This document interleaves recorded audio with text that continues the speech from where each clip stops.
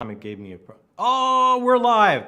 All right, everybody. I hope we have some folks out there listening for us. Hit us up on the stream, on the comments. Let us know that you're there. We are here with Jonathan from Words in Time for August Talking with Tubers, and I couldn't be more thrilled that it's Jonathan. Look, you are my spirit animal. I'm following you, man. I'm following you. You're going to get me to read more sci-fi. You're going to pull me over. And Yes. let me tell you, I came That's from the horror. goal. I had read so much horror, so I have so much fantasy to catch up on. And I've been sprinkling in sci-fi in my whole life, but it's like, look, I'm relying on you. I'm relying on you as my guide.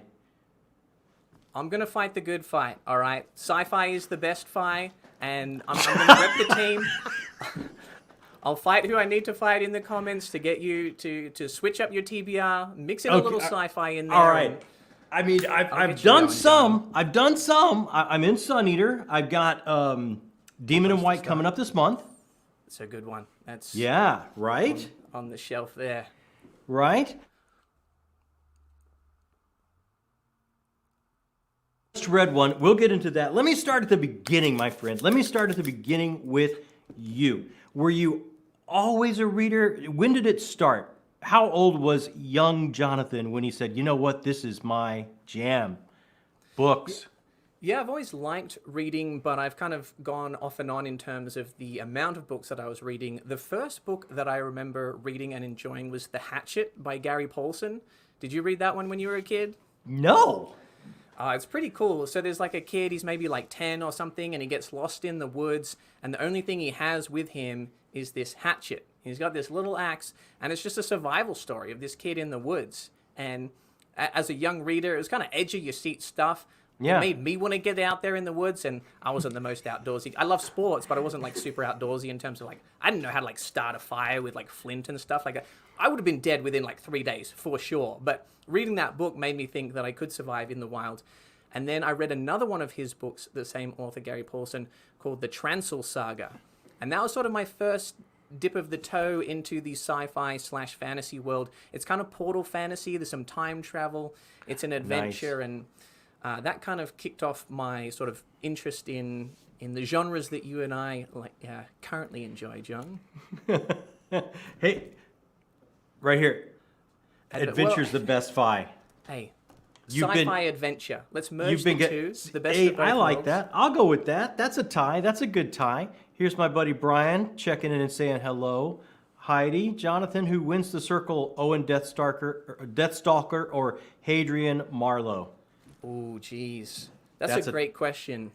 I mean, I'm a fan of Owen when he uses the, I'm forgetting the term now, but he has like a thing that he can activate that essentially gives him kind of like superhuman speed. So he would definitely be a battle for Hadrian, but without getting into future books. Hadrian has a few power-ups of his own. I think I've got to I'm on book 3, tip the man. hat to Hadrian. It'll be Okay, a good all fight. right. If they weren't allowed to use any abilities, I think it'll be a pretty even fight. But I'll go Hadrian. I mean, it's tough to best the half mortal. Like Yeah. that is a tall order, just on its own. So, how old were you when you were getting into Greg Paulson? When you were just getting started reading? I started reading Gary Paulson probably from like 10 to 12, and then I Mm-hmm. think I fell off of reading a little bit. Although I was reading some Matthew Riley. Did you ever read any of his books? No, it's like we're from alternate universes. I've never Yeah. heard of these people. He came to my high school. He gave us a speech. He's Australian. He writes like adventure books, like sort of like Army, Navy SEAL, Delta Force type stuff. But one of his books is actually sci-fi. His first book was called Contest. It's a super cool premise, actually. Essentially, like once every like 400 years or something like that, this like group of intergalactic species, they take a representative from different alien species, different planets, and they put them in a location together and make them fight to the death. And so this year, like, let's just say it was like the year 2000 or whatever, it's like, all right, the 400-year mark is up. We're taking a human, and this time it's going to take place on Earth. It's going to be like the New York Public Library or something. And it's this random guy who's just like a doctor. He's not even like a fighter or a soldier or something. Is like trapped inside this library with something like, 7 or 8 other different alien species. And it's kind of like a Hunger Games battle royale, survival to the death type thing. With intergalactic stakes, John. That does sound really cool. That sounds kind of like Marvel's Secret War. That sounds pretty neat. Okay, so like 10 or 12, like did you come from a family of readers or were you off on your own? Like, not really. My parents and I love TV. We watched a lot of good shows together, but reading, they read a little bit in the summer. Mum and Dad like to get out by the pool in Australia when it's nice and hot and humid and do a little bit of reading, but they read a bit more non-fiction stuff. Dad likes his kind of like spy, mystery, thrillers, things like that. I did get him to read a little bit of sci-fi. I got him to read Andy Weir, and he liked both The Martian and Project Hail Mary. So there you go. It's a great entryway into sci-fi, I think. I have read both of those. Nice. Were you a fan? Yeah. I love The Martian. Project Hail Mary, it was fun. It was a fun time. No, wait a minute. What's the second one? You might be thinking of Artemis. Artemis. I've read Artemis.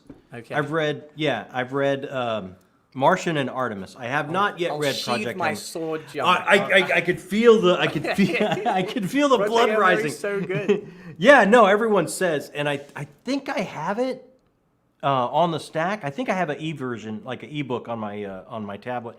I just haven't got around to reading. It's tough for me to do ebooks. I probably bought it the wrong way, but it was like on sale, and I couldn't stop myself. Here, Brian, Project Hail Mary. No, it was Artemis that I read. I read his second book, and it was. I mean, I had a good time. It was fun. Bit of a heisty caperish kind of feel, but I did not enjoy it as much as I enjoyed The Martian. I know that you should take Goodreads ratings with a grain of salt, a pinch of salt, a grain of sand. Let's just mix all the metaphors. Sure. But I don't think I've ever seen a disparity like this. Andy Weir, I think The Martian's at like a 4.4. Yeah. Artemis a 3.6. And then Project Hail Mary a 4.5. Like, it's a massive drop-off. Like, everybody loves books 1 and 3 and did not really care for Artemis. Yeah, that's sophomore effort. Would you say this Project Hail Mary one of the best sci-fi books? Yes. Would it make your It Mount? was a 10 out of 10 for me. Really? I'll go to bat for Project Hail Mary. Yes. So it would make your Mount Rushmore Well, one of the best. He's saying one of the best. How many books do you get on your Mount Rushmore? I don't know. I think when I John, let us know, how many books do you get? Yes, I think it's 4. It wouldn't be in my top 4, but it's knocking on the door of top 10. That's still pretty good. Still pretty good. That's still really good. Okay, so it sounds like you were started off from sci-fi just at the very beginning. I mean, even though like these aren't okay, he says you get 5. So you would have to get 10 for it to make the list, I think. Maybe top 12. Okay, he says 10. He says 10. Okay. You might squeak it. Hey, we're in agreement. We're in agreement, John. You might squeak it. John Neely. John Neely. So let me ask you, so when did you get into, did you start to get soon after this, as you started moving in sci-fi, did you start to go with like some of the masters, some of the classics, like your Arthur C. Clarke's, your Robert Heinlein, your Alfred Bester? Like, when did you start mining all this from the golden age, say, or did that come much later?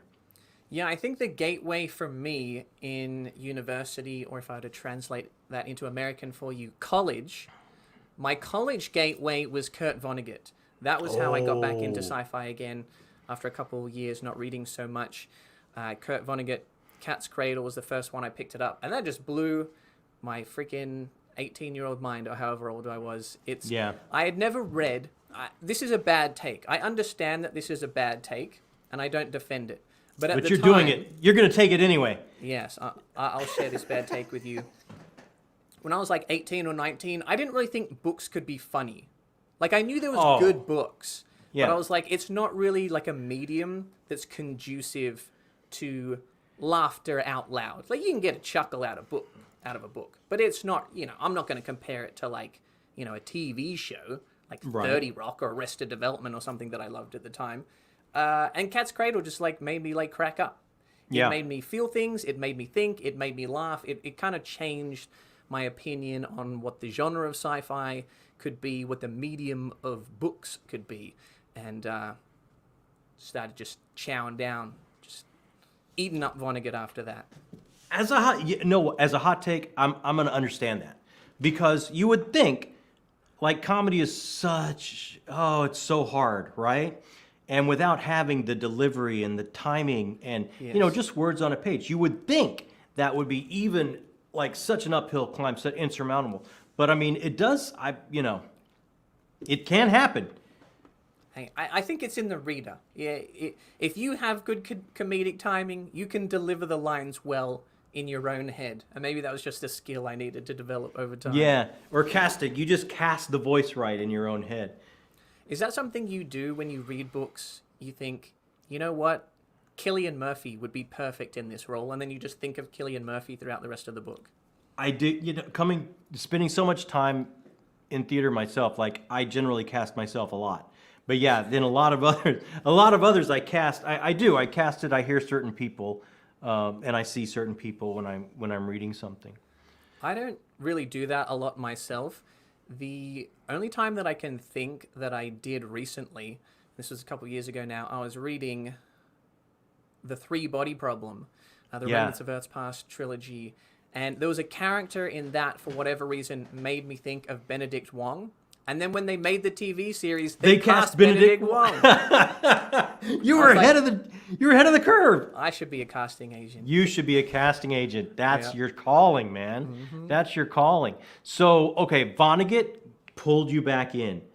Yes. So I've seen you make some videos on Vonnegut. I know Vonnegut is special for you, and Vonnegut is special for me too. I actually went to see him speak one night at a university. Wow. And wow, it was so special, man. That guy is just special. Yes, I'm very jealous. My only thing to try and combat that is, over here I have a signed copy of Dead-Eye Dick, a limited edition release signed by Vonnegut himself. That's probably my most prized book possession. I have nothing signed by Vonnegut, but I did see him speak, and he would go over. He had a whiteboard, and he would go over the Aristotelian arc, the rising action, falling act, the whole thing. And he said, "This is how it works classically." And then you have to take someone like Kafka, and you get the falling. It just continues to fall, and then you're a cockroach. Like, he was so funny. He was such a funny guy. Like, I think the talk lasted for over an hour, and he was truly funny the whole time. That's amazing, yes. I've read all of his novels, some of his short stories. There's a couple of things I'm hanging on to, because I don't want to have that sad feeling of having finished everything he wrote. Yeah. So a couple of his plays, his essays, I'm going to hold on to. Stretch out for a little while longer. Yeah. Have you read Welcome to the Monkey House? Yes. I think I'm bigger on novels than short stories in general, but that would be one of my favorite short story collections. I think one of my favorite short stories of all time is in that Who Am I This Time? That is one of my favorite short stories, I think, of all time. Interesting. There's a couple of memorable moments for me. I'd have to go back and look at all the story title names to pick out my favorites, but yeah, you're not going to pick up and read a Vonnegut book without it making you think. No. I'd be surprised if nothing from a Vonnegut book stayed with you. So, favorite Vonnegut book, all time? Favorite Vonnegut. So, I'm going to go with Cat's Cradle. I think Dead-Eye Dick is his most underrated. Yeah. But I have the folio edition over here of Cat's Cradle. But when I did my Vonnegut ranking, I think I put 5 of his books in S tier. Yeah. I mean, how can you not? I would have to say Slaughterhouse-Five is my. I mean, it's the obvious answer, I think, but I would have to say that's got to be my favorite, because he just leaves so much to interpretation. So much of the audience to the art is what that book is. It's just so personal in every way. Yes. Is this a book about war? Is this a book about aliens? Is it a book about time travel? Is it a book about PTSD? Is this a book about Kurt Vonnegut himself? Right. There's so many different things that you could pick apart and have multi-layered meaning, but not in sort of a dense or pretentious way. It's still just a fun, funny read. You're still going to laugh out loud at times, and you're still going to look at the foibles of humanity. But it's like, it's not only just who you are, but wherever you are in your life's journey. If you come to that book, like what's between the pages is kind of what you're going to be looking for at that time in your life's journey. It's one of those truly, I think, transcendent pieces of art that it's just without the audience. Like it's that question of, the tree falls in the forest. Would anyone hear it? It's that book to me is such an amazing illustration of that. Yeah, I don't reread a lot because there's only so much time in the weekend. Same. So many books that I want to read. But if I could pick 10 books that I feel like I would get a lot out of, even more out of, on a reread, that might be one of them. Yeah. Yeah, I have. That is one of the few I've read more than once. I've read it, I think, twice. I think Dune I've read 3 or 4 times, and I'm not a rereader. It takes so much for me to pick up a book and reread it. And I've read the first trilogy of Dune, I think 3 or 4 times. Oh, nice. I Dune. actually recently just finished Children of Dune, and I liked the first 3 enough to pick up the special editions there. I'm going to be continuing probably, but in August I'll be reading God Emperor of Dune, and things are already starting to get a little bit weird. People tell me that's a weird one. No, it goes... No, if you think they're weird now, it definitely goes over. Have you ever read any Stevenson?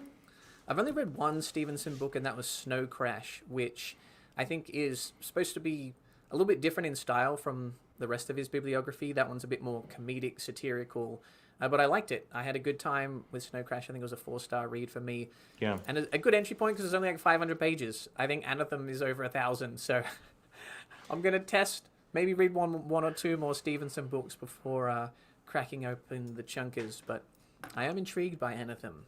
Me too. I mean, if I have not read any Stevenson, and if I were to pick one up, I think that it's either that or the Baroque cycle. I mean, those are the 2 that kind of make me go, that sounds like something I'd really like. Interesting. The ones that I get recommended the most are probably Seven Eves, and there's one other one that I'm forgetting the name of that is also very long. I think Anthem, I probably get recommended the ones that are more sci-fi, because that's my... Well, that's your jam, audience. Baby. Whereas Anthem, what does it have? Mathematicians in a monastery? Yeah. That sounds pretty good. See, this is always the best sell of a book. Yeah. The first 200 pages are, that's hard to get through. You're not helping us, Nev. You're not helping us. That's how I feel about the Commonwealth Saga, Pandora's Star and Judas Unchained by Peter F. Hamilton. It's like, there's 2 books. There are 1,000 pages each, and the first one kind of doesn't end. So you got to commit to reading all 2,000 pages. And 300 pages in, you'll be like, okay, I think I might be starting to make sense of this now. Yeah. I'm going to go with you have not. Have either of you read Fever Dream by George R.R. Martin? No, I have not. I actually haven't read anything by George R.R. Martin, but... What? Yeah. I mean, okay. I think he does have a couple of sci-fi books, but they're not he absolutely his does. most well-known works. He absolutely does. I'll recommend one for you. I have read Fever Dream and enjoyed it quite a bit. Nice. And I read it, I think, when it first came out, so I was kind of above the George Railroad Martin curve in that way. He's got a series. They're not big books. There's a series of books, Tufts, I think Tuffs, Tufts. Okay. Look up the Tufts book by George R.R. Martin, and it's kind of like this con man huckster who has all of these genetic samples on this big seed ship, and he goes to these different worlds and he solves their problem by entering something into their ecosystem to kind of help them out. It doesn't always go the way he planned or how he thinks it's going to go. But yeah, that's some pretty cool sci-fi that you might want to check out. Kind of not as well known. Yes, I probably should read. I mean, I'll probably get to A Song of Ice and Fire at some point. I am focused on sci-fi for the near future, but I'm enjoying watching the shows. Yeah. Game of Thrones. I'm up to date on House of the Dragon, so... Same. What do you think of Sirens of Titan? That was also in my S tier Vonnegut. I think it's a good blend of sci-fi and comedy, because like Slaughterhouse 5 I think is great but is a little heavier. The Sirens of Titan is a little bit more absurd well, I don't know, all Vonnegut books are pretty absurd. It does have arguably my favorite Vonnegut chapter, where he describes the alien species, the Harmoniums. That chapter, I've claimed a lot of times on the channel that it didn't make me cry, but at this point, if you deny it enough, you obviously did. All right, I obviously cried reading the chapter, and that's okay. That's Methinks you doth protest too much with that, Jonathan. Facts. Hey, thank you, Ben. This is very nice. Permutation City. We're doing the good work. We're getting Greg Egan out there. Tufts Voyaging. I knew someone would know this book. Thank you, Michael. I'll have Go for it. I'll have to look that one up. Good job, Bengus, picking up Permutation City, written by Greg Egan, an Australian author. So, shout out that any Aussies in the chat. Gotta represent. That is Mount Rushmore, all right? If we're getting persnickety on Really? the number of picks you get in your Mount Rushmore, even if I've only got 4, one of them I'm using on Permutation City. Wow. Okay, so what, are you using one on the one you had me buy, House of Suns by Alistair Reynolds? Yes. Okay. I've not got many slots left, but we've used okay, two of you them. got two are filled already. Now it's moving up my TBR. You're moving up my TBR. So did you go back, before I lose sight of everyone here in the chat, I like to get to everybody, but did you go back and do like the Heinleins and the Clarks and the Besters? And I mean, did you go back and catch up on a lot of that? Or have you just kind of done more recent authors in the sci-fi genre? Yeah, so nowadays I try to have a pretty even split between hard sci-fi, soft sci-fi, classic sci-fi, modern sci-fi.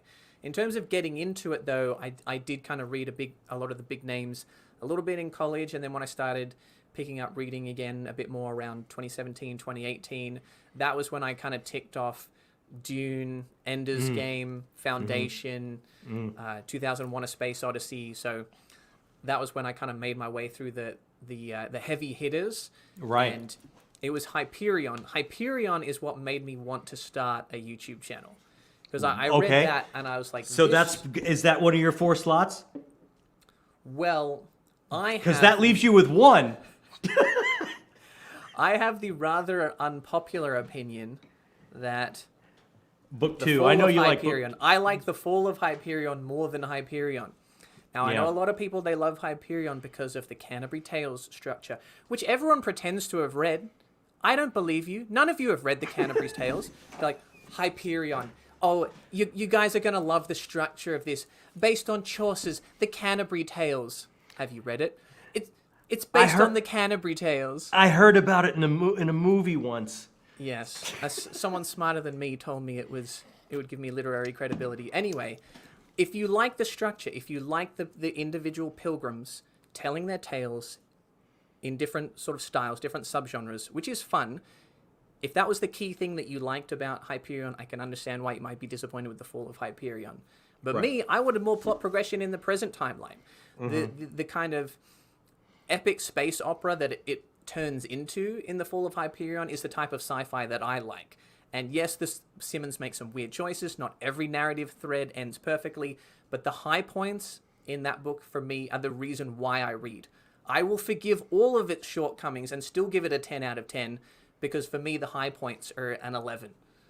You know what? I love that about you, Jonathan. I absolutely love... This is what I love about you and your channel. It's like, is it a perfect thing? No, because some human wrote it. So, yes. I mean, right off the bat, we're not going to have a bar that is unobtainable. But you know what? It hit me right here, and what it made me feel and what it made me think about. I've got to grade it a 10 out of 10. Like, I absolutely love to watch you review books because I so connect with that. I think trying to hold a piece of art to a level of perfection is sort of counterintuitive to art. It's like, well... We polled the focus groups, we ran it through the AI algorithm, and these parts and these parts should be tweaked in order for it to be like mathematically perfect. If you want a 10 out of 10, this is what you should have written. And art doesn't really work that way. If it makes me think, it makes me feel, those are the things that elevate a book from a 4-star to a 5-star for me. Yeah. Yeah, I love that because it speaks to the human experience. It speaks to that unquantifiable thing that that when we set out to create something from nothing artistically and try to transcend a little bit from this physical plane in the doing so, it's like when it hits an audience member, it's like that's what it's all about. I love watching you when you do, and I loved watching lately the Dark Tower when you were ranking everything, because Yes. that was such a like a thread throughout for you, and I really dug that. Yes, I'm the final book in particular. I'm not going to get into any spoilers, but it is a polarizing one, and it's something where King takes these massive swings, and some of them feel like missteps, and some of them feel like, this is one of the most ambitious series in fiction, and he stuck some of the landings. Yeah, he absolutely does. I really enjoy the ending. I really enjoy it as an entire series. And I'm with you. If you're going to set out to see, I mean, I love this series. And let's get into it. Let's just get into it. There's a couple things. Yes, Grifkin, Jacob's not here tonight. And I think we have a question here for Asimov or Clark. Before we leave, like the classics, which do you prefer? That's a great question. Such a great question. I actually have a video planned on that very topic coming very soon. So you can't blow it. You can't spoil it. I don't think I can blow it, Nev.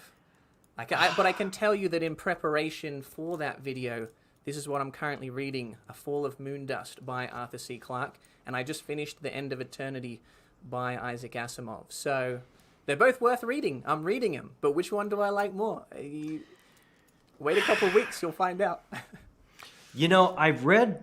I don't think I've read all, but I've read a good chunk of the Foundation. I got just far enough in to where I was, I think what happens to me is like coming from comics and loving comics and collecting comics, and it's like, well, I have to have the whole series now. I have to, it's just that mindset for me. So when I got just far enough into the Foundation, it's like, I have to stop because I have to go back and read all the robot books. And then I have to cap it off with the Foundation. So I have yet to pull that off. So, but I would still like to go back and read all the robot books. Have you read all those? No, I have read iRobot and I have Caves of Steel, but I don't have any of the books beyond that. So we're in the same spot. I've read iRobot, which is basically the short stories collection. Yeah, Stitch Up. Yeah, and Caves of Steel. I have it, but I haven't got to it yet. So that may be one way you get me to crash my TBR for some sci-fi. Yeah, I'll let you know in a couple of weeks whether you should pick up Caves of Steel or maybe a Clarke book instead. Okay, all right. I will definitely be watching. So, okay, let's get into something we both read and love, and that is The Dark Tower. It's so layered, and it works on so many levels for me. Nev is absolutely looking forward to your Clarke versus Asimov, by the way. So, thank you, Nev. Well, we got Michael. The older, the more artistically imperfect I become. Masterpiece. Yeah. Right? See? You're on the right trajectory, Michael. Absolutely. So,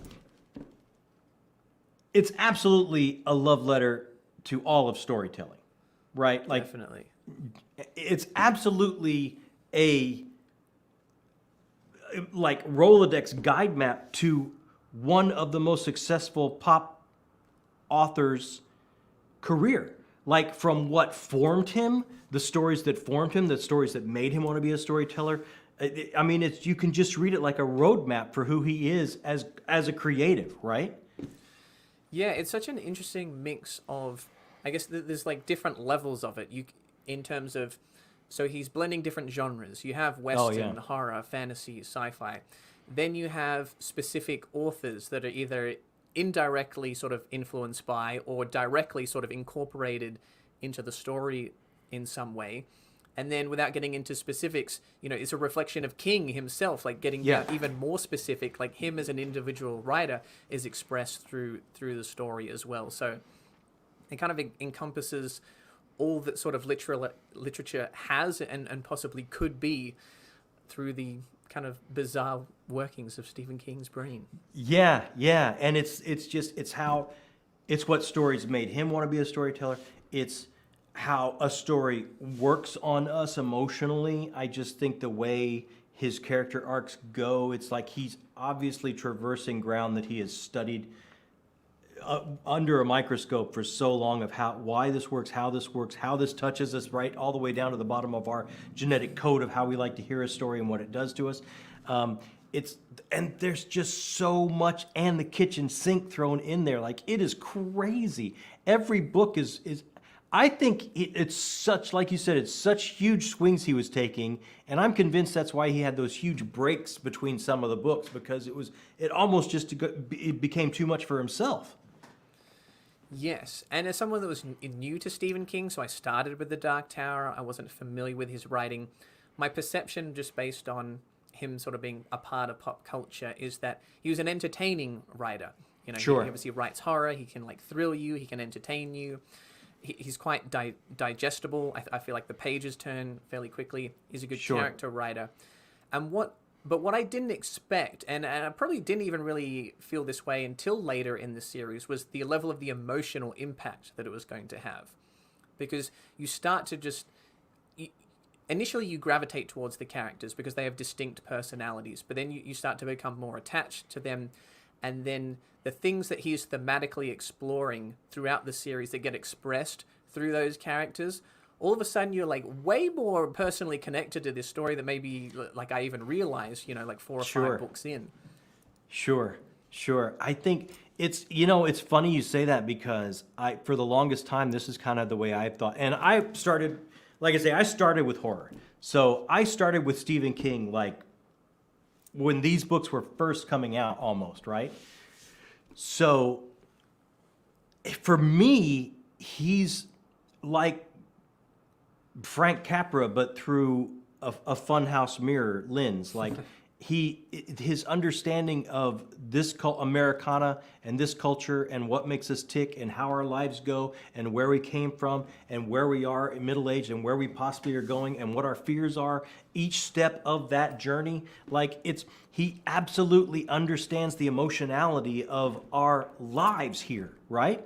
Like, and it's that he can mine that emotional. I'm telling you, he's Frank Capra. Like those.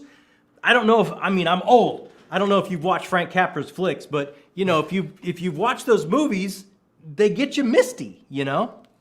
Interesting. And it's interesting that we had probably slightly different reading experiences, that I got to read them all within a fairly condensed time, and Yeah. you've been reading them for years. And I had know years that some between. people that were following the series as it was coming out maybe got frustrated with some of the cliffhanger endings. But then at the same time, when you finally get to those like final books, it's paying off like a 20-year journey. Yes, absolutely. I remember where I was when I bought the book. Was I living in LA at that time? Was I at this bookstore at that time? Had I not left Texas yet? Where was I? What publisher? What edition could I afford when that one came out? Like I can trace my journey all the way back, and I've always been the type of person, like, it's not like I wasn't getting work from him, right? Like when he was going these long periods, he wouldn't get back to the Dark Tower, but I had plenty of Stephen King to read. Like if I was, itching for a Stephen King read, I was not left out in the cold. It was just something about this. And I think he's always been that author that brings so much of himself to everything he does.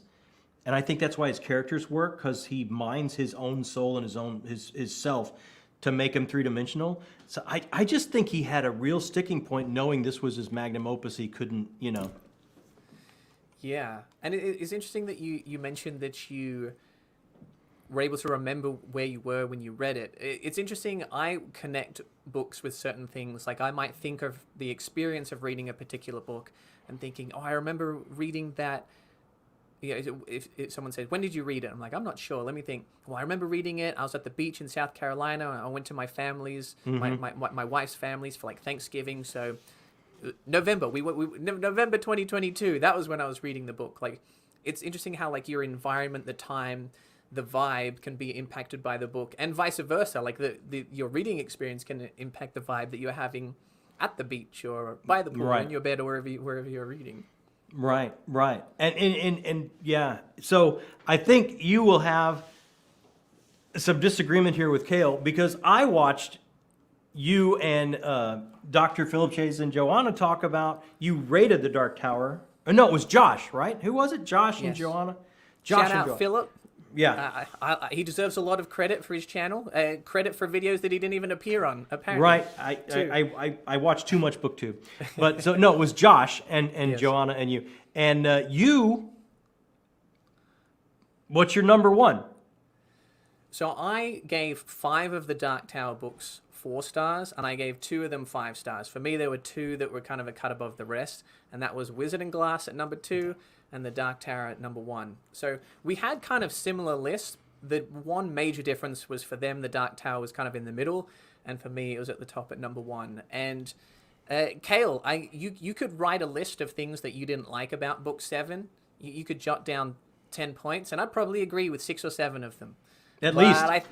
I still think the ending's perfect. I think thematically it tied up everything that the Dark Tower was meant to be. I think even King himself said something like he didn't know if it was a good or a bad ending, but it was the right ending. Mm-hmm. And that's how I felt about it. I thought it wrapped up, car is a wheel. Things came full circle in a way that, summarized It's the only way it could, sure. Mm-hmm. And I absolutely see some of these threads didn't end as climactically as you would think, or with the punch you would think, or different things like that. Hey, Tori, how you doing? Hey, Tori. But I'm like you. Like, it's still, and I think a large part of it for me is I had been reading this series over so much of my life that when I got that last book, it still touched me emotionally and intellectually because I was in such a different place. I had journeyed with this quartet for so much of my life, and I was in such a different place. Like, it's weird. So many people will have Pet Sematary on their best of list. And I read Pet Sematary so young, I had no idea what he was trying to do. What he was talking about, grief and raising, the heart being on the outside of your body as you're raising children, like all this kind of stuff. Like what that book is and what it's saying, I got absolutely none of it because I read it too young, Yeah. So I would have to go back and reread. I bet it would hit my favorites list, but it just, for me, that ending where I was in life and how long I'd been journeying with that quartet, there was no way it was not going to be special. Yeah, I would describe myself as a somewhat plot-focused reader. Like, if something has really slow progression, but it's like, but look at the lovely description of the trees and the characters bonding as they sharpen some twigs together in the forest. Like, I would say my tolerance for that is probably below the average fantasy reader, maybe. Oh, okay. But when I think about my favorite books, and I'm also someone that I think the endings I do place a value on as well. When I think about my favorite books, I would say more of them I loved and love the ending because of the emotional impact, the thematic impact, the character arcs. There's really only a handful of books where I'll be like, oh, this was so tightly plotted. Like, it really built the stakes and then delivered with that big conflict, that confrontation, or an unexpected twist that, like, brings it all together. Like, I love that kind of book, but there's really only a handful that do that. So you can point to the Dark Tower and kind of point out the plot missteps, but yeah, I don't really think that was necessarily what the series was trying to be. Like, it was always about, the characters, Roland's search for the Dark Tower. I never viewed it as that overly a plot-driven series. Absolutely not. The plot waxed and waned, so it became the plot morphed from book to book. Quite honestly, I mean, what was constant was, as you said, Roland's quest to the Dark Tower, his character arc of the baggage he was carrying that was going to impact his quest. All those things are what made it hit for me. So I'm going to let you take this one for Digger Dan, and we'll probably leave Dark Tower after this. What will be your sales pitch for Dark Tower for someone that is on the fence about picking it up? My sales pitch would maybe be similar to my sales pitch for Hyperion. There's something in there for everyone. Oh, that's so true. If you like cowboy movies, there's going to be some inspiration there that you can pull from. If you like sci-fi, you like AI, you like robots, you like time travel, there's going to scratch that itch as well. If you like portal fantasy, you like an epic quest, you like the Lord of the Rings, you want to see some characters develop a fellowship and go on an adventure get together, it's going to tick that box as well. It's a love story. Yes. It's got a couple wonderful love stories in it. But there's a romance in here that I totally bought into. Mm-hmm. So, if you can think of a genre that you like, it's probably going to be in here, and it's a wacky mashup. I never really knew where it was going. When I thought I did, I ended up being wrong. So if you like being surprised, it's like one of those like chocolate assortment boxes, like a Forrest Gump. Yeah. I think that is a wonderful job, my friend. You did that. That was an amazing sales pitch. I want to read it again now. Yeah. Well, I guess Digger Dan can be the judge of that. Yeah, he can let us know. He can let us know how you did. So you told me before we went live that you have ordered another Stephen King book. So I would love to know what made the cut. What was the choice? What would you recommend based on what I liked about The Dark Tower, me being a sci-fi fan? What do you think would be a good pick? We'll see if I've made the right choice, because it's in the mail. It should arrive any day now. Wow. I don't... kind of a subgenre is post-apocalyptic. And I think if you've already read his magnum opus, like this series, if you wanted to read the other thing that is considered to be, his magnum opus, I would have to probably say, go with The Stand. It's huge, but go for it. Interesting. So The Stand is on the short list. I do want to read The Stand, but The Stand is not what I ordered. So maybe John thinks this was a misstep. I decided to go with my next Stephen King book being 11/22/63. Oh, that's a great... Okay, this is why that's a great choice. It's got a romance. It's absolutely going to work for you. It's nice. A time travel story. Absolutely a subgenre of the genre that you love. That makes my top 10 list. That book is on my Stephen King top 10 list. And I think pretty high up there. That is a great choice. That is an absolute great choice. The characters, the character arcs, the social mirror going on in that story that you can reflect on our world, that where we come from and where we lost our innocence. And it's just, you're going to love everything about that book. That is an amazing choice. There you go. John approved choice, 11/22/63. Yeah. It's another big one. I don't know when I'll squeeze it into that's not when you schedule. Squeeze in. Yeah. That's more like a freight train bulldozing some other books out of the way. Absolutely.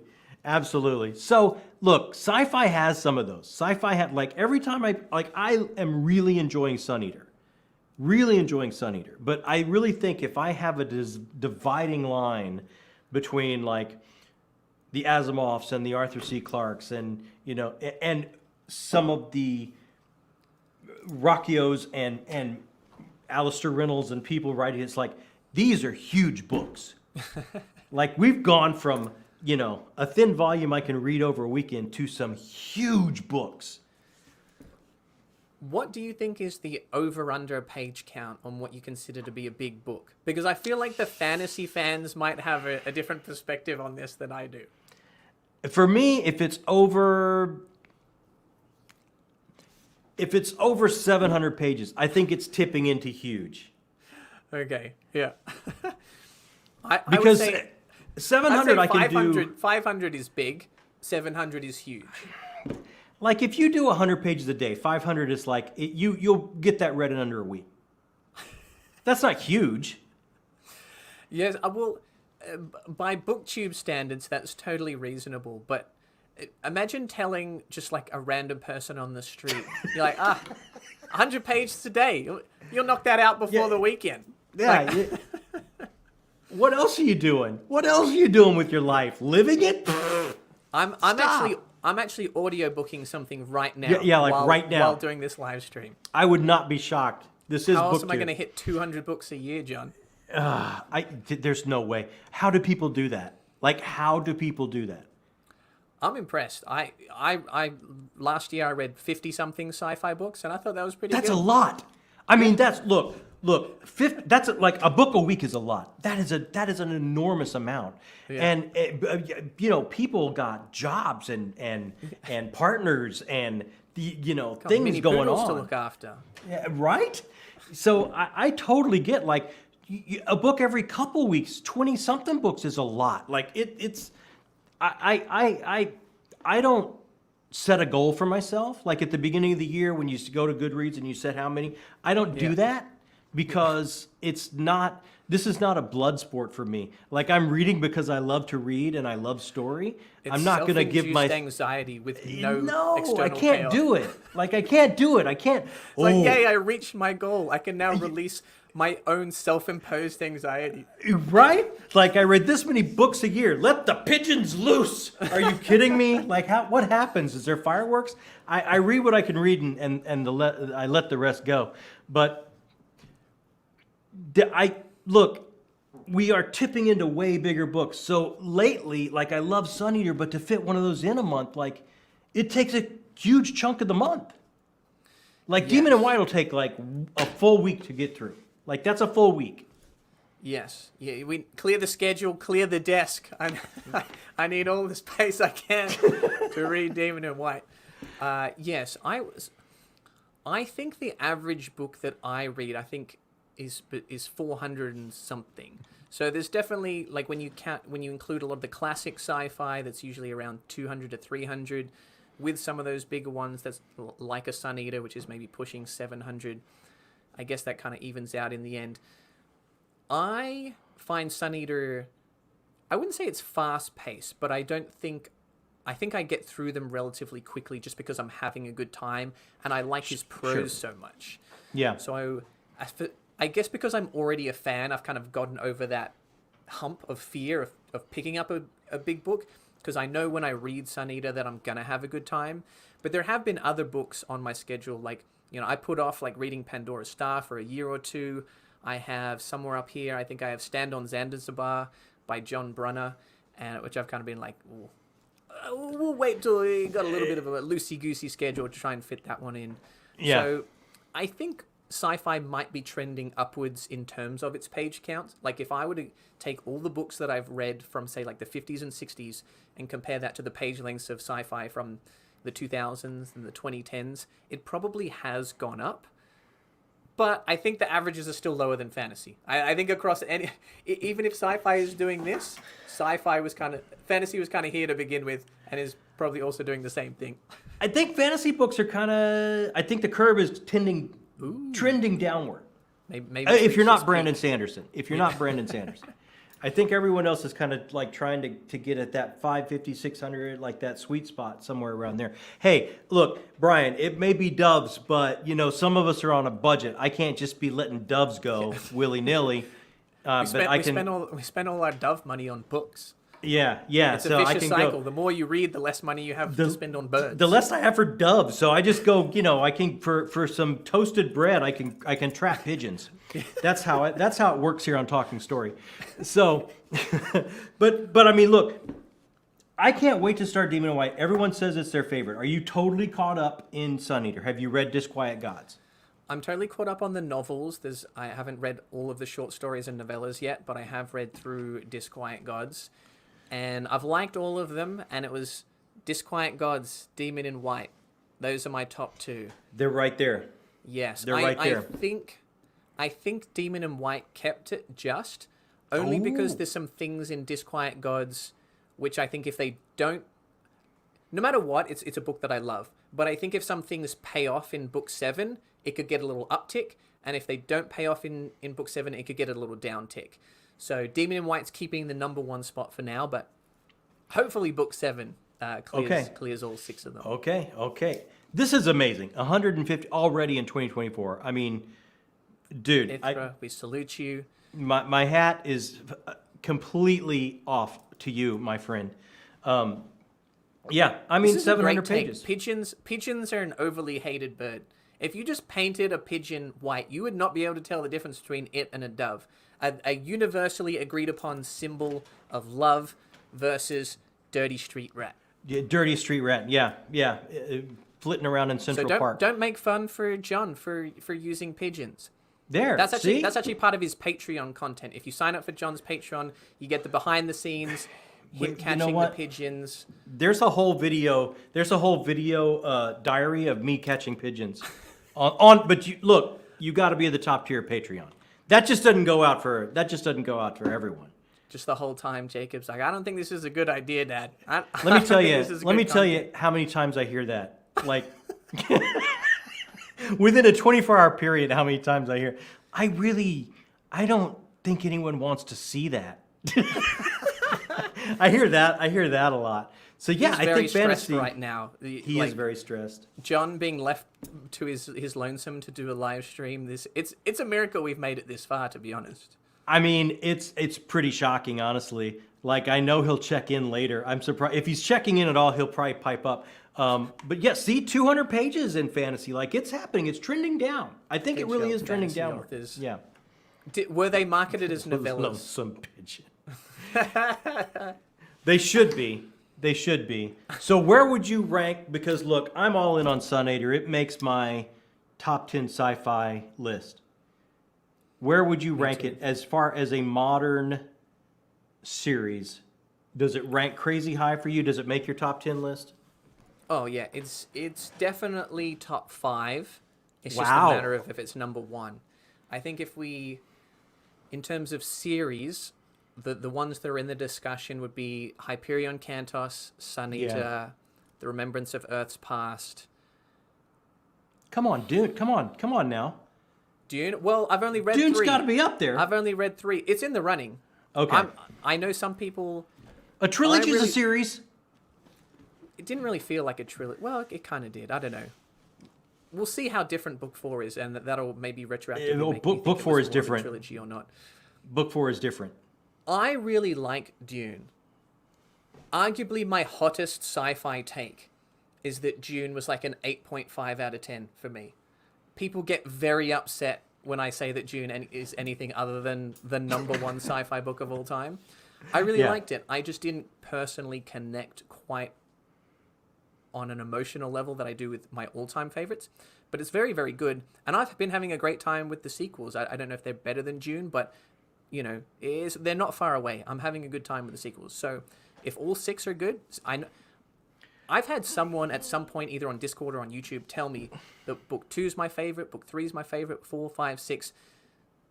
Something in each of the books manages to connect with somebody out there. But I would say the 2 that I hear the most, obviously number 1, and then number 4. I think number 4 seems to be the one that people... God Emperor, I really? hear God Emperor, yeah. So maybe Really? maybe you'll join the God Emperor clan. There is, look, it is such food for thought. Like, there is so much philosophy and so much, like, it is an extremely interesting book. I really dig it. It's very different than the first trilogy. Like, it is very different. Interesting. Because I can't wait for you to read it. was kind of like, okay. No, yeah, it progressively gets a little bit, even Dune Messiah gets a little bit, okay, that's getting awful Greek. It even goes further. It's going to go further. You're going to see what I mean when you read it. I'm going to say nothing more. I'll For me, let for you know Sun if it Eater, makes that top 5. like, I love Sun Eater so much because there's so many, and it's like, look, you're way, way, way, way more well-read in sci-fi than me, right? But the sci-fi series I've read, I've never seen any of them bring along these cultural inferences and influences of story that make us up the way Sun Eater does. And I so appreciate that. Just the very fact that the lead character is a descendant of Christopher Marlowe, right? Like, we, even though there's this huge galactic hegemony that we've left Earth, and they still remember the stories in these strands of hero's journey and myth and legend that make us up, that make us who we are. And it's still very much a part of who they are. And it's interwoven so much through that story that I just love and appreciate that so much about the series. That's why you're talking story, John. You have an That's it, man. appreciation for the history of story, the art form of telling that story. So I feel like there's some connections there between some of the series that you like Sun Eater, Dune, The Dark Tower. Have you read Hyperion and the Book of the New Sun? Because I feel like both of those were influences on Sun Eater as well. And Christopher said as much. It's not like... I don't know if you guys have noticed something that the author has said repeatedly. I've read Hyperion. I've read all of the cantos. I've met Dan Simmons several times at a signing. I think I've pretty much almost read everything Dan Simmons has written. Very cool. And the Hyperion makes my top sci-fi read list. Like, I don't break it up into series, and it's like, because I would, to get a list together for what I've read, I have to like just, these are my top sci-fi reads. I've got to pile them all in there, right? Yeah. And it makes I think it's like my number 2. It's way up there. Hyperion is way up there. Book of the New Sun I have not read. Okay. I think you might like it. I enjoyed all of those. Of those series that I mentioned, Book of the New Sun would be on the lower end for me, just because I struggled to connect with the style and the main character. Yeah. But I think it has elements that that you would connect with. It's a bit of a polarizing book, but it's definitely worth a shot. And it got released in 4 parts, but it's really one. It's a Lord of the Rings situation. I think you got to read them all to. So should you just together. blow through all of them, or can you take a little bit of a break? I read the first one and bailed. But I'll come back to it when I'm in the mood. You're not helping me. You're not helping me. This is one of those that I'm a little bit intimidated by, because other people have recommended it, and it's one of those that I find kind of intimidating. Yeah, it's like when you're 18 and you try your first beer and like you pretend to like it. Yeah. That's what I think people are doing when they talk about the Book of the New Sun, because online it is universally beloved. I've never heard a single bad word uttered about Book of the New Sun. Okay. And then you go on Goodreads and it's got like a 3.8, which is fine. So look, that's not universally beloved. I think some of you are just pretending to like the beer. And you know what? You can develop a taste for beer. Like, if I keep pushing through, I only read the first book. If I read all 4 parts of Book of the New Sun, I'd be like, you know what? It was like my 18-year-old take on books not being funny. All right? I was wrong. I just needed to learn. I'm willing to learn, John. I just think that there's a lot of people that are kind of like, they want the clout of being like, yeah, it's so weird and literary references, and I'm having so much fun into digging into this thing that I don't actually understand whatsoever, but it's so fun just to like tell other people that I'm liking it and have them explain it to me. So you're going all in on this hot take. Like, this is, you are completely calling out Gene Wolfe, Emperor Has No Clothes. Everyone just doesn't want to look like they don't know what's going on, and they're saying they love it. And then when they're alone and they're dark in their home on Goodreads going, oh, that's a 3.8 tops. I don't know what the heck's going on. Like, this is your hot take right here. You're going with it. I'm not calling out Gene Wolfe. I'm just saying if you do the math, I think that's about 24% of people that aren't really loving it. The numbers aren't adding up, John. I mean, that's a good quarter. It's a good quarter of the readers going, I'm not seeing it. Yeah. See, I'm telling you, this is one of those ones that I'm intimidated. I am going to do it.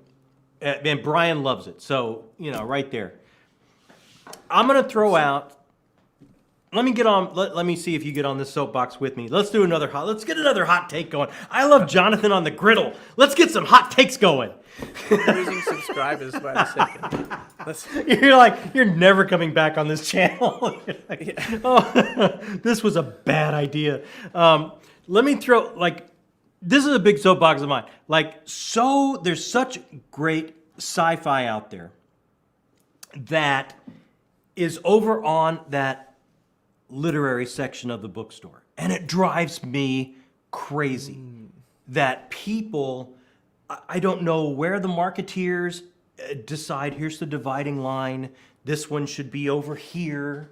I feel like we should claim it. We should claim these. They're really good. They're beautifully written. Where are you, do you go out of our comfort zone, the SF and F rows, and go over there and grab some David Mitchell or grab some other people that are over there on the literary shelves? Do you ever do that? I do, but sort of like with my hoodie covering my face, so nobody sees me in anything other than the science fiction section. Yeah, it's interesting. I'm sure there's a sales reason to it. I think like if you look at the majority of people buying books, it's probably a certain demographic, like in book clubs and buying things from like the New York Times bestseller and that kind of stuff. And it's like if you say science fiction, despite those being the two sweetest words in the English language, some people will recoil. Some people will think it's not for them. But if you have, say, like a David Mitchell and Cloud Atlas, a book that I really liked, and it's absolute. No, you can't say that's not science fiction. You can't. You got, what is it, like hundreds of thousands of years in the future? Yeah, it's post-apocalyptic. I mean, it's a lot of things. Again, it's a love letter to storytelling. It's a lot of things. It's mystery. It's sci-fi. It's post-apocalyptic. Like it's that Whitman sampler you're talking about, right?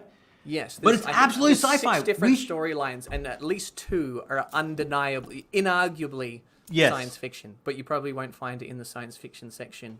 You absolutely will not. And Bone Clocks that he writes is absolutely horror. Like it's as horror as if Clive Barker wrote it as horror. You will not find that over in our shelves either. Anthony Doerr, who wrote Cloud Cuckoo Land, absolutely, this is science fiction. Like, how is this not over here where everyone can find it? It drives me absolutely insane. I feel like we should have a taking back. Yes, I will stand up for sci-fi. I mean, some of the fantasy fans are trying to claim Dune. And I'm like, you can't have Dune. You can't have Lord of the Rings and Dune, all right? If, like, one gets to be your golden flagship, don't take our golden flagship. Like, Dune is our thing. We got to keep Dune sci-fi. We got to keep Flowers for Algernon. All right, I love Flowers for Algernon. It's one of my favorite books. People say that's not sci-fi, and I'm like, it absolutely is. Experimental surgery. It's an experiment. To improve a person's IQ. Yeah, that is fictional science. Like, there's no aliens, no spaceships. It's not hard sci-fi. It's not very sci-fi. It's not space opera, but it's absolutely science fiction. It's ours. Yeah, it's ours. It's ours. Here's one quick one for you, Jonathan. Did you read Jesus Incident or Rendezvous with Rama?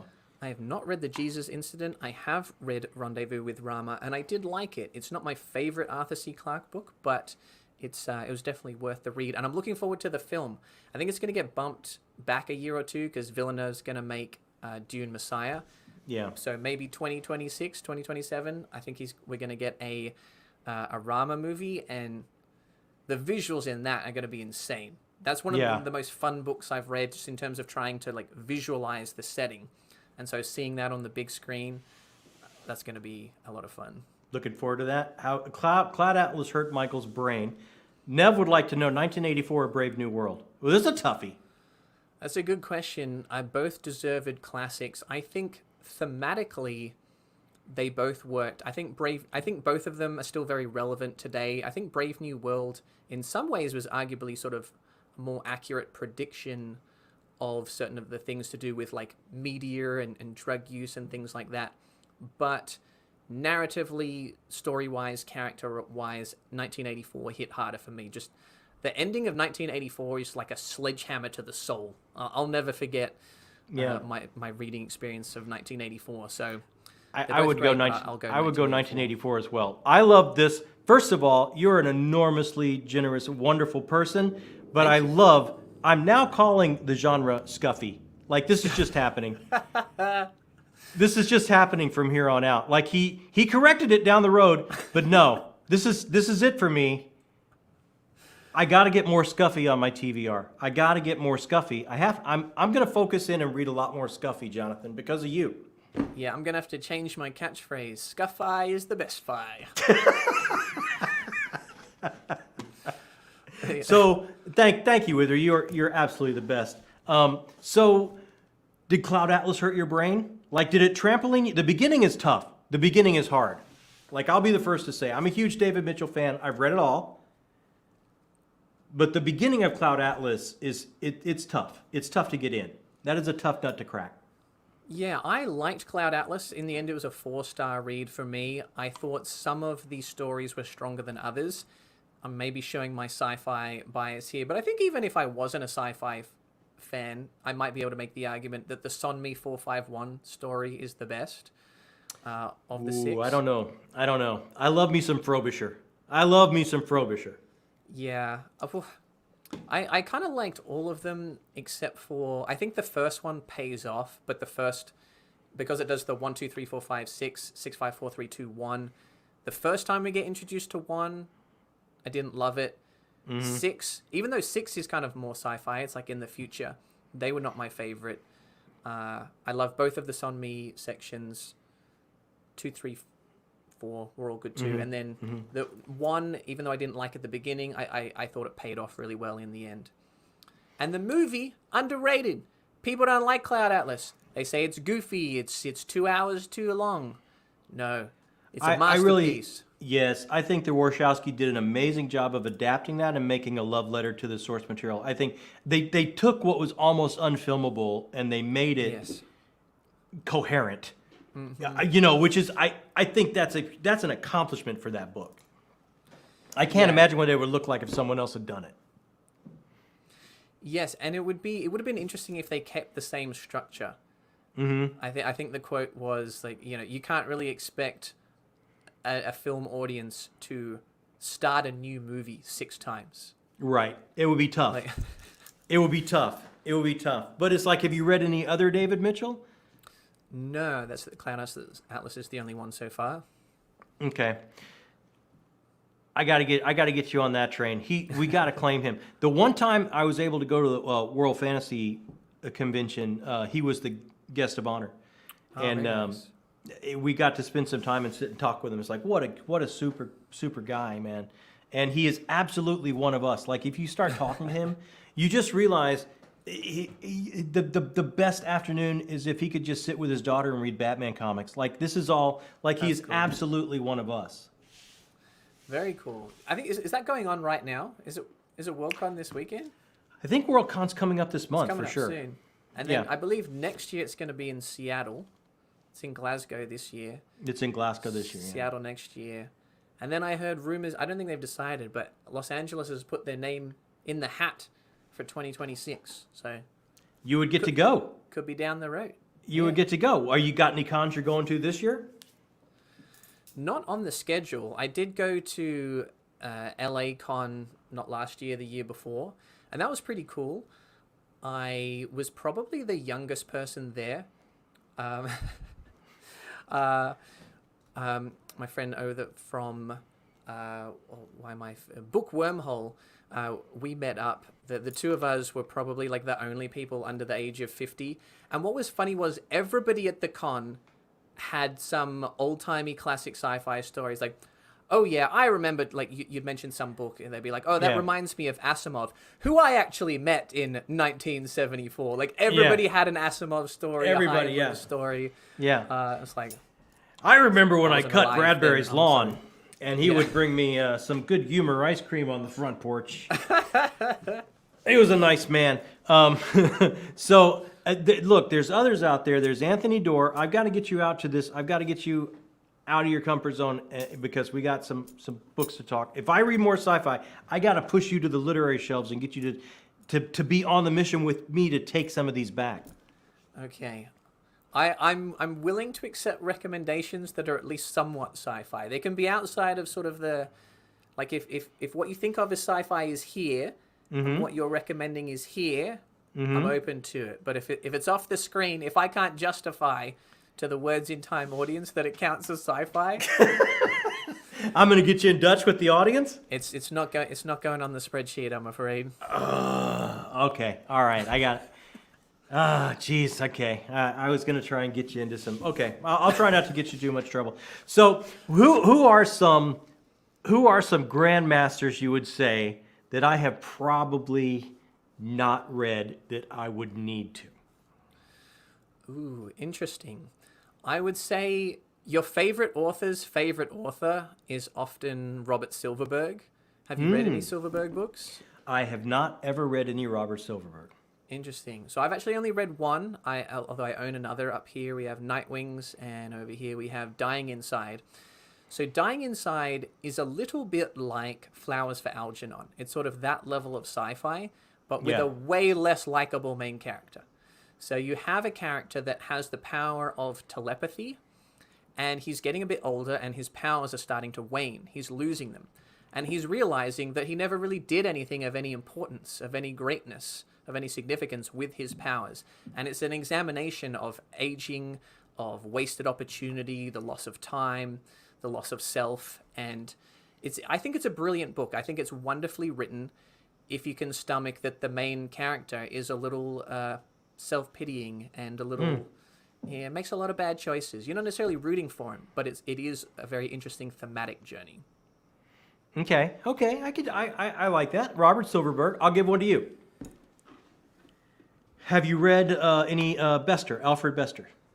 I've read 2 Alfred Bester books. I liked The Demolished Man, and That's the one I was going to say. That's what I was going to say. Interesting. I liked that one, but I liked The Stars of My Destination more. That is more classic. That's more of a classic sci-fi feel for sure. Okay, let me go with someone else then. Okay, what about Harlan Ellison? How much Harlan Ellison have you read? I haven't. Because I believe he is more well known for his short stories, and I'm someone that gravitates more towards novels than short stories. But I do get a lot of comments. You got to read. I have no mouth. I cannot scream. Yeah. So it's on there. I'm not sure when I'll get to it, but I do have kind of something else.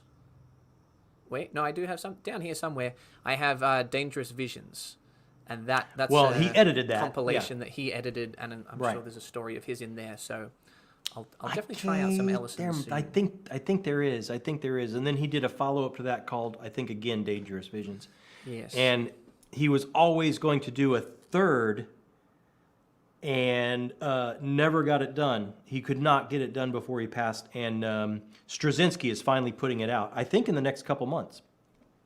Yes, I had heard that was coming. I'm not sure on the details, but once I get to the first one, I'll let you know how. I've heard sort of mixed things on it. Some people say it hasn't aged that well, but some people say it's such a great snapshot of a very particular point in history. It really is. Time of sci-fi, that kind of new wave sci-fi. They were trying to push some boundaries. In some ways good, in some ways maybe weren't so successful. But I think it's important for me to read for getting the historical sort of context and importance of sci-fi. That's why I'm kind of trying to incorporate a few more short stories than I have in the past, just because of, that's kind of the origin of a lot of the genre, because they weren't really publishing that many sci-fi books like pre-50s and 60s. Sure. It was mostly like the magazine short story. You had to go to the format pulps where and the that writers kind were of going. thing. Yeah. So, hey, talking about the pulps, we brought up pulps. Hot take here. Was H.P. Lovecraft sci-fi, or was H.P. Lovecraft horror? You going to claim Lovecraft? I haven't read any Lovecraft, mainly because I didn't really think he was sci-fi enough to read it. So I guess I absolutely thought sci-fi. He's absolutely sci-fi. I thought the horror people had him on lock. You're saying we can team up? I'm saying we could team up. Okay. I love me some gothic horror. I love me H.P. Lovecraft. But absolutely sci-fi. You're talking about... If #coup starts trending in the chat, just know it's a good coup. We didn't commit any international crime. We're just trying to take authors back for science cosmic fiction. horror. Team up. I don't think that helps us. It has horror in the name. It has cosmic in the name. As in the cosmos. I mean, this is alien weirdness breaking through into our reality such that we can't even comprehend it because it's so beyond us or beyond our understanding of reality. I mean, it's absolutely science fiction. Like, take a story like The Color Out of Space. Right there in the title, Color Out of Space. Just try that short story, and I think you would claim him. Okay, I like it. You're going to pull off a literary heist. I like it. This is working out. I like this a lot. We're breaking boundaries. We're breaking boundaries down, Jonathan. We're breaking boundaries and we're starting wars. We're starting coups and we're breaking boundaries. Let the pigeons loose again. So where is Poul Anderson? And a couple names I threw up there. Poul Anderson, does he make your Grandmasters list? I've only read one Poul Anderson book, Tau Zero, and I did like it. I thought some some of the character stuff was a little hit or miss for me, but the sci-fi elements I thought were great. I thought it had some interesting concepts, and it built to an ending that was like, yes, this is the ideas kind of sci-fi that I like. Yeah. Is this the Paolini To Sleep in a Sea of Stars? Because I did read that. I have not read it. I believe you are right. I've heard very polarizing things. It's like 1,000 I didn't. pages long. It and wasn't. People love it or hate it. It was not my cup of tea. And I know the second book is out, and I didn't continue.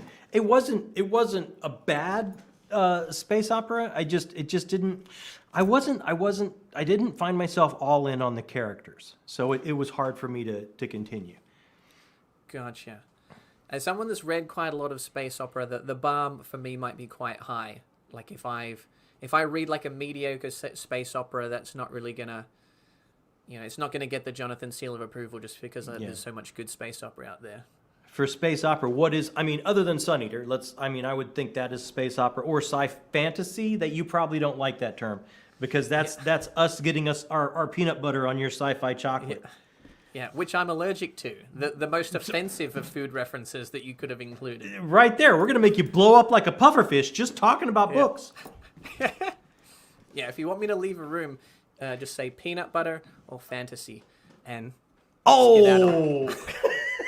I'm kidding. There is some good fantasy out there. I like fantasy. I like Lord of the Rings. I like Game of Thrones. I TV and movies, I'm all in on the fantasy. Just, any good business manager would tell you you gotta focus on one product. You can't be splitting up, supply chain streams. I actually think any business person would say, differentiate your demographic that you're trying to reach here, as opposed to the small slice of your pie. Branch out a little bit. Come with me for some historical fiction or some horror or some fantasy. Come with me. Come to the dark side, Jonathan. I want to get you to the dark side. What do I have to do? You worked in entertainment, John. They tell actors they need a type. All right, I wanna be the goofy friend. All right, I'm not trying to be the leading man. I'm not trying to be the action hero. I'm not trying to be the love interest. I want to be the goofy friend that knows all the sci-fi books. All right. You're not gonna let me pull you. You're not gonna let me pull you. I'm striking out. It was steadfast on Team Sci-Fi. Steadfast. Well, space opera. You asked a question about space opera, John. Hit me some that get your approval, other than Sun Eater, which we know. Ooh, that's a good question. I think the king of space opera is Alistair Reynolds. If you can only read one Alistair Reynolds book, it's got to be House of Suns. But if you're looking for a series, Revelation Space. Revelation Space is fantastic. So originally there was 3 books. There was a trilogy, but then he included like a prequel in here, and then 15 years later he wrote book 4, which you should probably read the other ones first. But it's not such a linear storytelling. It's kind of just another book in the same universe. And I think they're all good. And book 2, Redemption Arc, I think is spectacular. Okay. Well, I got House of Suns. I did order that in. Last time we talked, I think I ordered it in the next day. Good work, John. Yeah, thank you. I just want to get my pat on the back. Yes. So I do want to squeeze that in and read it. God, I'd love to by the end of the year. I just don't know if I can. But I absolutely, if I can't get it in this year, I will next year. But you know what? I do want another pat on the back because I scrambled up my TBR this month and I squeezed in a sci-fi read. Oh, very. What did you squeeze in, Not John? only was it a sci-fi read, it was a sci-fi new release. It was a sci-fi new release of an author I had never tried before. Wow. And it was a book that I had to give it 5 stars. It might actually be in the running for my book of the month. Okay, look at you. You were adventurous. You read some sci-fi. It paid off. Have I What was the book? piqued your interest yet? Yeah. Have I teased you sufficiently? It would have been funny if I was just like, "That's cool. All right, Well, what that's else you cool. want to talk about?" So, well, yeah, move on, you doofus. So, look, I picked up and I read Service Model by Adrian Tchaikovsky. Oh, very nice. Have you read it? I have read 3 Tchaikovsky books, but that is not one of them. Which ones have you read? Probably Children of Time and... I've read Children of Time, I've read Dogs of War, and I've read Shards of Earth. I liked Dogs of War and Shards of Earth, and I loved Children of Time. Children of Time it's one of those books where for the first 2/3 I would have said that I liked it, but I wasn't loving it. And then the way everything came together, the two narrative storylines came together, both in terms of the plot development and thematically, it was such like a fun read and a read that I think about all the time. Like, I think it's a book that changed me as a person.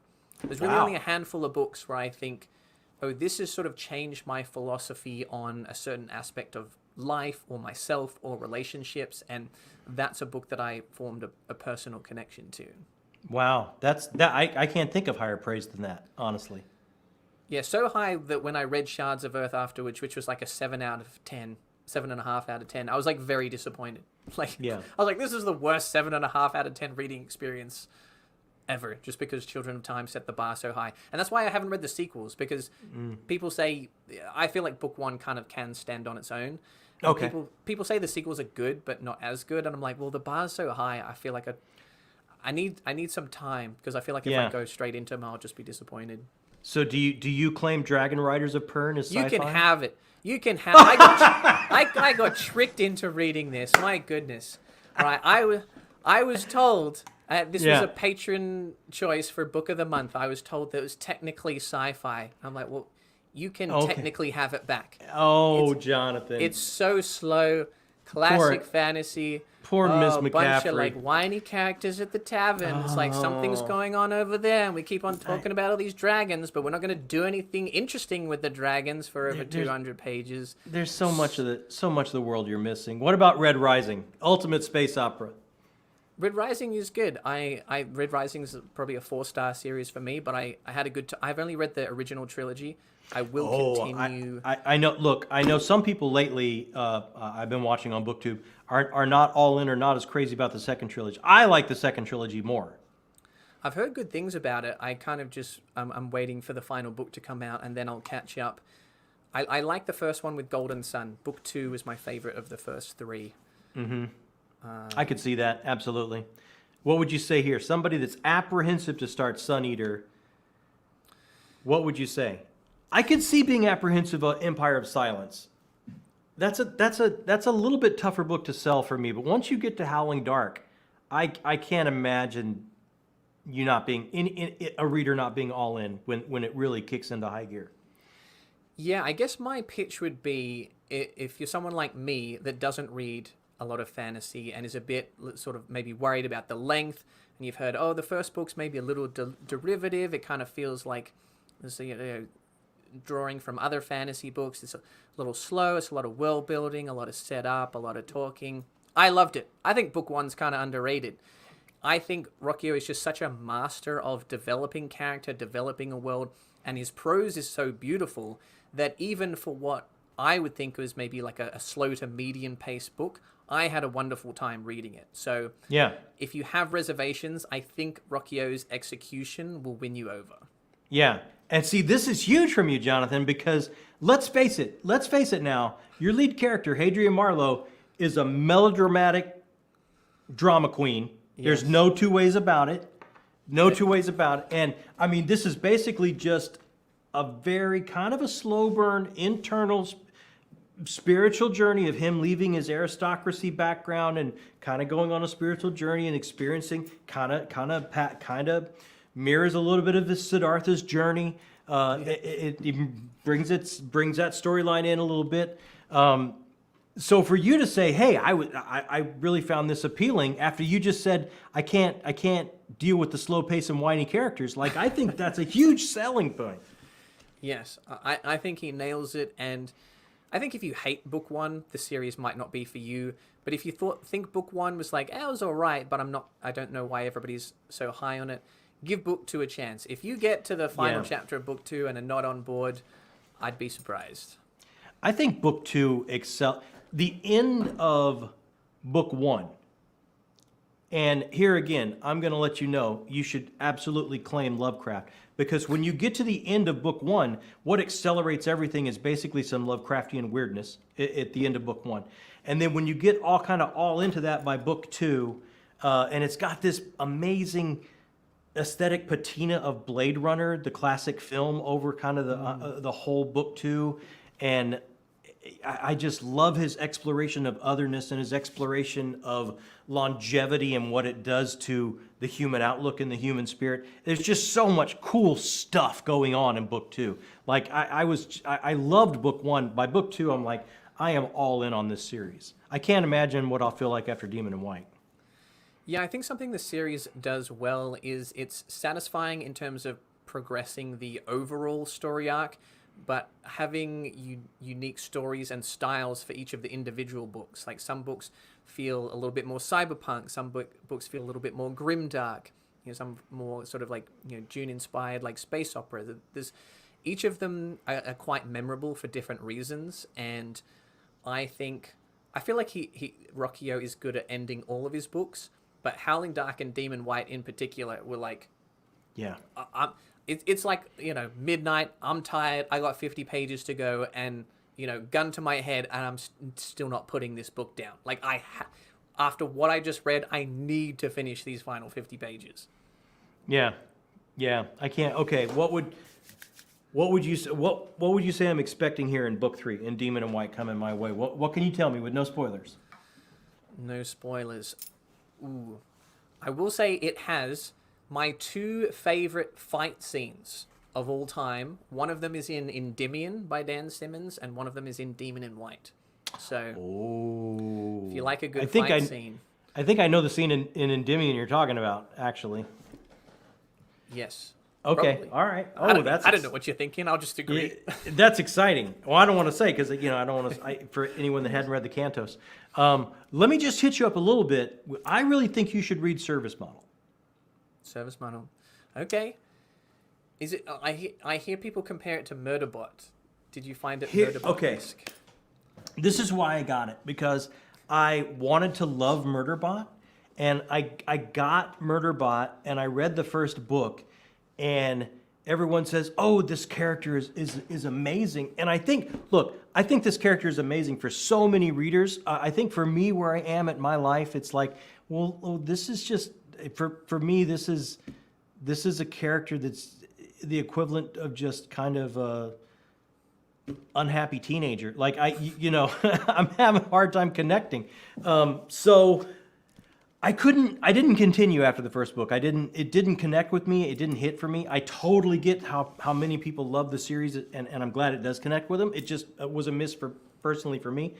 So I wanted to try Service Model because I wanted to do something different. And this, I'm telling you, this book was everything I was hoping it would be, right? Interesting. And I started off, I got 30, 40 pages in, and it's like, oh, wow, this is going to be some heavy lifting, because the point of view being this service model robot, there's not a lot of emotionality to attach to. What kind of character arc is this going to be? How is this going to hit me? And then the further I got in, I started to realize, well, this book is making me think of Mice and Men, or this book is evoking images I had when I read Grapes of Wrath. This is somebody traipsing through a hellscape that they no longer recognize or had a hard time ever recognizing, because they're looking for a way to define their identity through livelihood. And it's then by the end, it's starting to evoke images of Dante's Inferno as it goes further and further and further through these layers of hell. And then you're starting to realize, well, ServiceBot is me. What have I sold out? What have I given away for expediency? What have I given away for bureaucracy expediency so I can have my trash picked up, or I can have internet at a whim? I mean, how much of my human soul have I leveraged? What exactly have I given? How do I get it back? It started making me ask all of these very human questions, because I'm starting to see something that's starting to get its own agency and ask these questions of itself. And it's just such a great placeholder for the human experience. I would absolutely recommend it wholeheartedly. Okay, very cool. That's a good pitch because I felt the exact same way as you about Murderbot. People pitched it as it was so funny, and I Right. read it, and I was like, I kind of just feel bad for Murderbot. Like Murderbot doesn't make me laugh. Murderbot makes me want to give Murderbot a hug. Like, Yeah. like, I mean, are honestly, you okay, it's like Murderbot? it's like, okay, so this, I'm just seeing the ennui of a 16-year-old that wants to watch TV all day and not go out and cut the grass. Like I'm not seeing the depth of character that I thought I would see. It just didn't attach itself to me in any way. But this absolutely will. I really think this absolutely will. Yeah, that sounds pretty interesting thematically, and I do tend to enjoy characters with robot or artificially intelligent characters. I see in the chat, Grifkin asked about Sea of Rust, which I have read. Yeah. And I did enjoy Sea of Rust. I wanted it to push the themes a little bit further, like to push it to like a great book, but I still had a very good time with it because I really liked the technology, the world, had some great action. I thought the dialogue was funny, and it didn't hit super hard emotionally. Well, actually, there were a couple of bits, but I connected with the characters. I liked the... Some people said they were a little bit too human. That's less of a pet peeve for me than some people. So a common sci-fi criticism is the aliens felt too human or the robots felt too human. I'm very much an aliens should feel alien.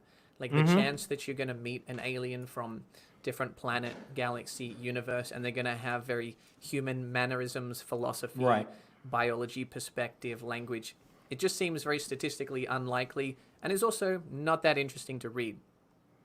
Robots, I do want robots to feel different. I do feel like writing an artificially intelligent character is a skill, but it bugs me slightly less because they're programmed by humans. Exactly.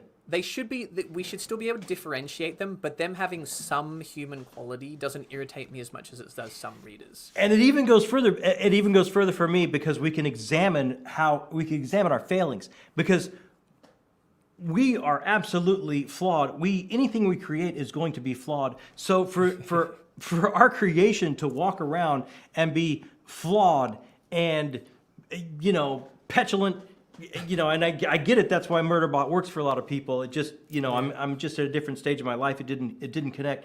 But to see all these failings and to see these fears and this narcissism and this petulance or this, whatever this drive to just be. I won't go forward, but anyway, it's like I dig that because they're Yes. us. We created them. We are their parents. Yes, absolutely. But I do get what you're saying about the alienness. You do want that to be completely like. Yes, that's what I'm looking for in a book where aliens are prominently featured, and it's something. So this came up for me when reading Clara and the Sun by Kazuo Ishiguro, and a lot of books, but this one recently is that in real life I hate AI. I think every company trying to incorporate AI into their operations is making things worse. The world is becoming a worse place because of AI. And yet, almost every AI character in fiction, I end up forming a connection with. And I think what it is... That can't be a good thing, Jonathan. No, it's very contradictory. And I think what it is that I am projecting human emotion onto the AI character. I am seeing myself... like I try to connect with people in the real world, like I try to connect with fictional characters, I'm trying to connect with a character that I may not physically be able to connect with. Like it may not want it to be, history might show that was a bad thing to try to do, but that is my nature as a human, or maybe just me as an individual, to try and connect with these characters. And so that'll be a journey for me, John. Maybe at some point throughout my reading lifetime, I will realize the flaws in that approach. You've got to stop anthropomorphizing these evil AI like that. Yes. You've got to stop that. Intellectually, I know it, but my heart just bleeds for these AI characters, John. Yeah, I really think you're gonna. I think you're gonna enjoy Service Model. If you get into it, you have to let me know. All right. Yeah, you've done a good job, John. We'll... Okay. All right. Well, what about, I see some people bringing up Jonathan Mayberry. I bet that's someone you haven't read.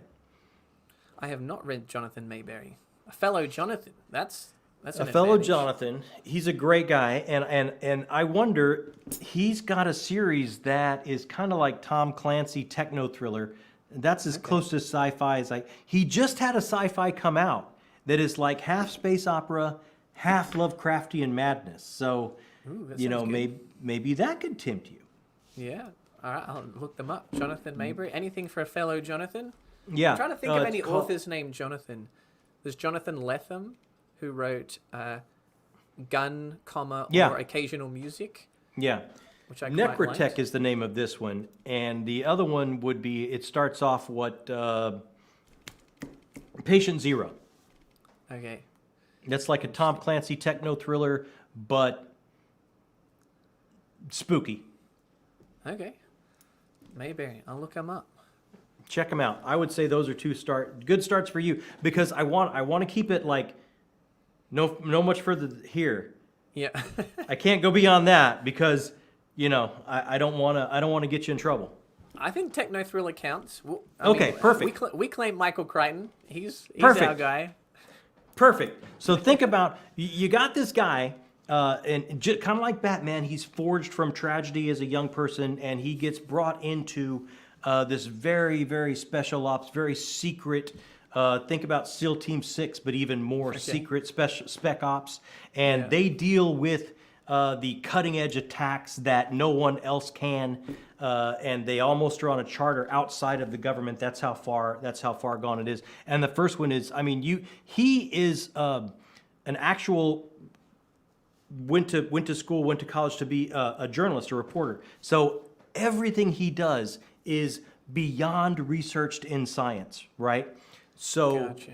if there are zombies in the story, it's going to be researched to the point where, okay, these people have been working with germ warfare and prions until where it actually does this, and he's going to lay it all out for you to the point where you go, hell yeah, right on, there's zombies, man. Like, that's real. Like, that could happen.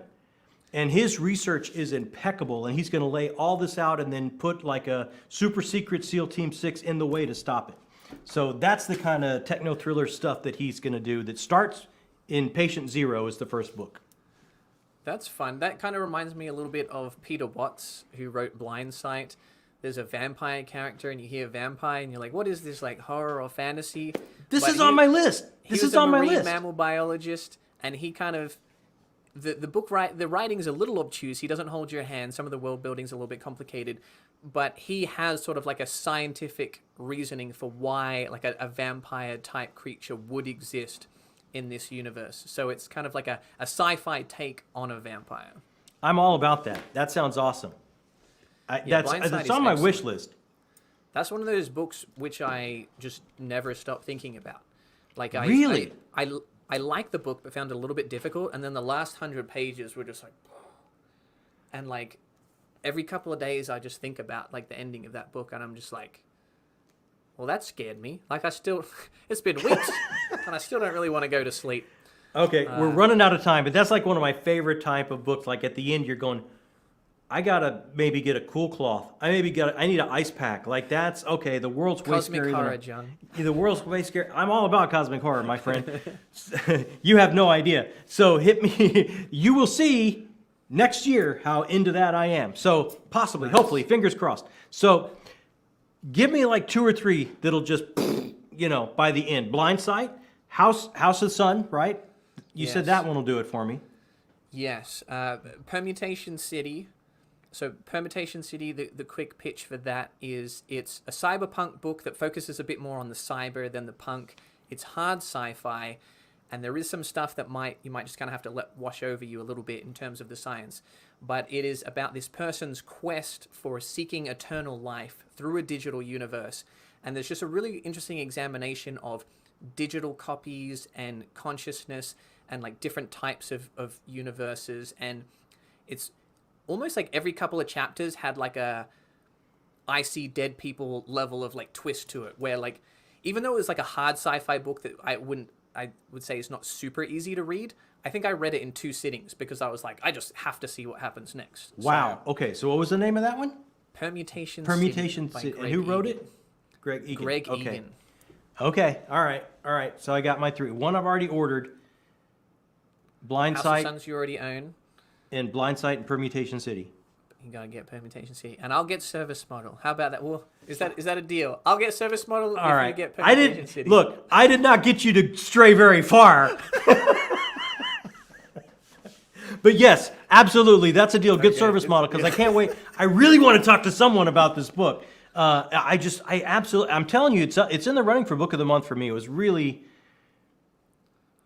It just kept delivering more and more and more than I was expecting. Interesting. Yeah, I've Children of Time set a high bar, and Tchaikovsky hasn't quite met that bar again for me since, but they've been good.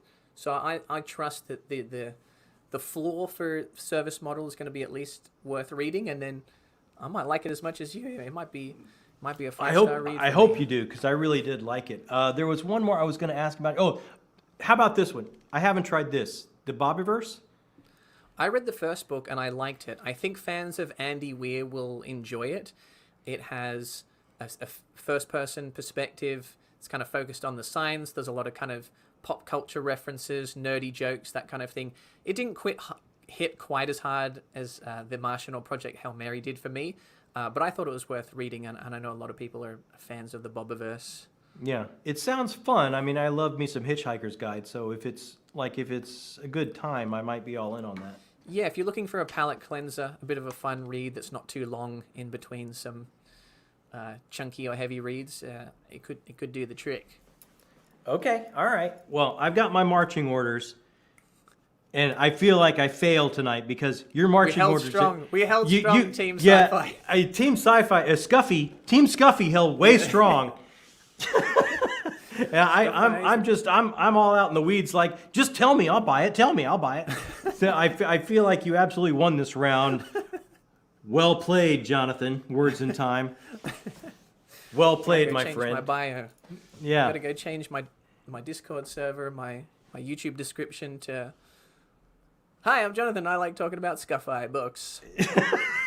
For that to make sense, you could go watch this live stream I did a couple months ago. Scuffy is the best spy.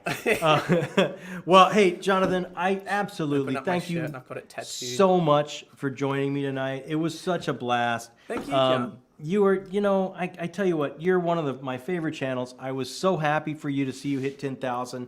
I try and catch almost all your videos that come out because they're always they're so fun and you're so upbeat. And you make me want to read so much more sci-fi than I get around to so far since starting this channel. So I'm telling you, man, you're my spirit animal. I'm trying to follow you on this Dreamweaver walk, this dream walk. I'm trying to follow you. I'm going to do everything I can to get more sci-fi and more Scuffy in my life. I appreciate it, John. Well, thank you for all the kind words. And you're hot on the heels, man. You're doing great things with the channel. You're going to be smashing those 10,000, not tens of thousands, I bet, soon. And I mean, that would be insane, but Jacob, you can be proud of your dad. It's all Jacob. He made it through a whole live stream. I mean, to no technical difficulties. I still haven't hit in stream. That could go wrong.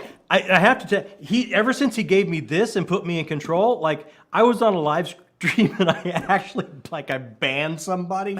I just hit wrong. I go crazy and start hitting buttons like. It would be funny if you went to end it right now and you're like, oh, I never clicked start. The only thing that keeps fear from washing straight through me is that we've had comments. Like if we had no comments, that would absolutely. I actually program those. Those are all bots. That's AI for you, John. Now you're scaring me. I want to thank everyone in the chat. Thank everyone that comes up after and catches up with us on replay. Look, if you have not subscribed yet to Words in Time, hey, you're doing this whole BookTube thing wrong. Jonathan is absolutely amazing. We're going to put the link right down there for you so you can click on it and go there. Jonathan, my Scuffy brother, thank you so much one more time. I love that you love The Dark Tower. I love that you're pushing me to read more sci-fi because every time I do, it does that, and I have such a great time. Well, I had a great time chatting to you, John, and I'm sure we'll talk again. Maybe we'll go to a con together. We'll rock up in shirts that say Scuffy Brothers. Oh my God, that would be the absolute best. That would be the absolute best. Let's absolutely do that. Like this year, I'm all in. I'm doing Dragonsteel. Like next year, let's pick something and we'll meet together and we'll have a great time. We'll do dinner and we'll do like the Scuffy Brothers take whatever city we go to. That sounds fun, man. I'm in. I'm there. All right. Everybody, thank you so much. Have a great night. Take care of yourselves. I hope you all have 5-star reads. And we're going to hit in stream. I did.